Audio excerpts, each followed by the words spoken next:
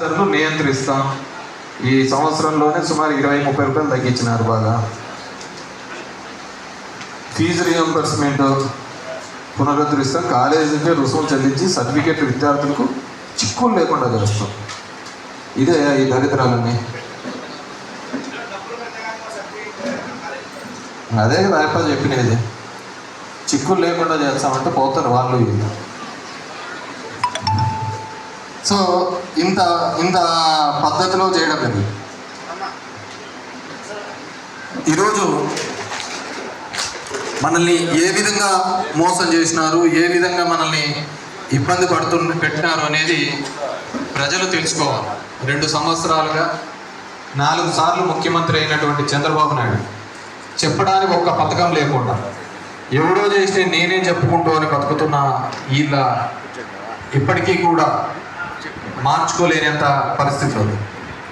కొత్తగా ఏమైందంటే ఇప్పుడు కొత్త పద్ధతి తీసుకొచ్చినారు. హిందువులంతా ఇప్పుడు డేంజర్లో పడిపోయినారు. హిందువులందరూ ఉంది. ఈరోజు విద్యాశాఖ మంత్రి లోకేష్ గారు అంటున్నారు, మేము అధికారంలోకి వస్తానే కార్యక్రమాలు రాష్ట్ర వ్యాప్తంగా చేస్తా ఉన్నాం. అదేవిధంగా ఈరోజు రాజా ఏఐవైఎఫ్ డిఎస్సి మరియు అన్ఎంప్లాయ్మెంట్ ఈ కార్యక్రమానికి విచ్చేసినటువంటి పెద్దలకు, యువకులకు అనేక కార్యక్రమాలు చేస్తా ఉన్నాం. అయితే ఆ కళాశాలను కాపాడుకోవడానికి కార్యక్రమాలు అయితే ముగింపు కాలేదు.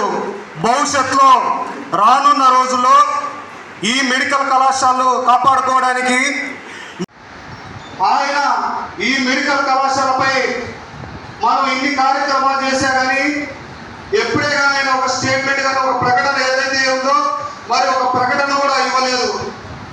ఆయన కొన్ని సందర్భాల్లో ఊరిని తూటు మంత్రాలు చెప్పినారు కానీ మేము వీటన్నింటినీ కూడా ప్రైవేట్ పరం చేయడానికి కాదు, కానీ ఇవన్నీ కూడా అభివృద్ధి చేసే పయనంలో మేము ఉన్నామని. మీరు అభివృద్ధి చేసే పయనంలో కాదు, మీరు పేద విద్యార్థులు ఎవరైతే నర్సింగ్ వైపు కానీ లేదంటే మెడికల్ వైపు పోవాలనుకునే విద్యార్థులందరూ కూడా ఆ విద్యని మీరు దూరం చేసే పరిస్థితిలో మీరు ఆ రకంగా మీ కూటమి ప్రభుత్వం ఉందని ఈ సందర్భంగా తెలియజేసుకుంటాను. ఎందుకంటే చాలా మంది వక్తలు, అదేవిధంగా చాలా మంది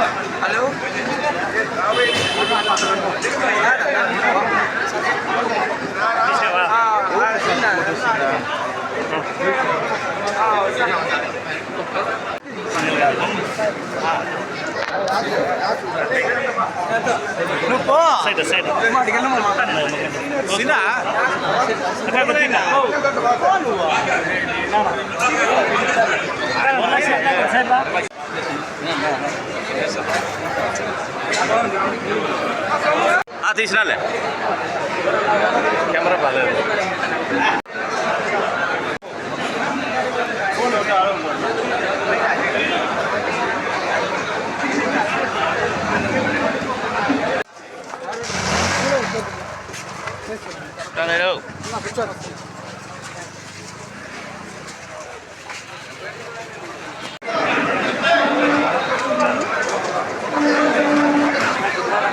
పేదోళ్ళకే ఇస్తున్నాడు.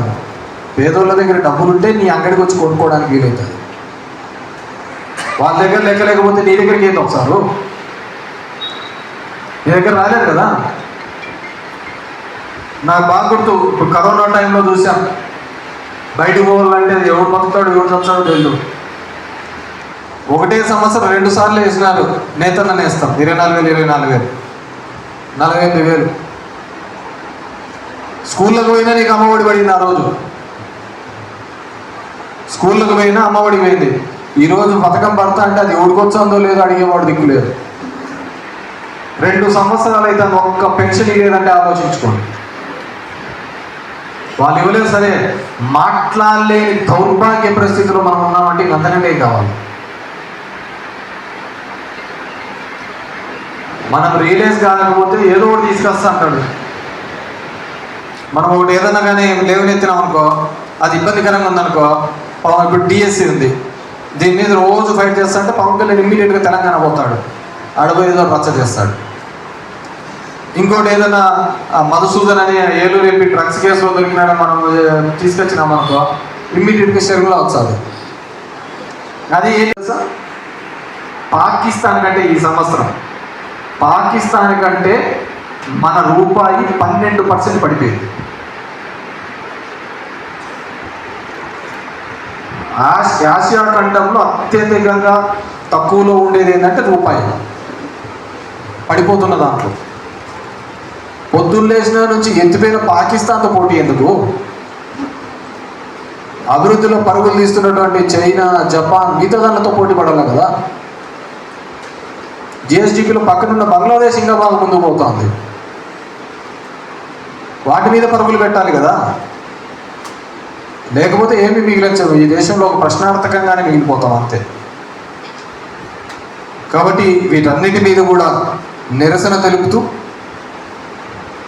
ఈ నెల అంటే వచ్చే 12వ తేదీ మనము వైఎస్ఆర్ కాంగ్రెస్ పార్టీ తరఫున వెన్నుపోటుకు 2 సంవత్సరాల పేరిట ర్యాలీ చేపట్టబోతున్నాం. దానికి ప్రతి ఒక్కరు కూడా హాజరు కావాలని చెప్పేసి మీ అందరికీ కూడా పేరు పేరున తెలియజేసుకుంటూ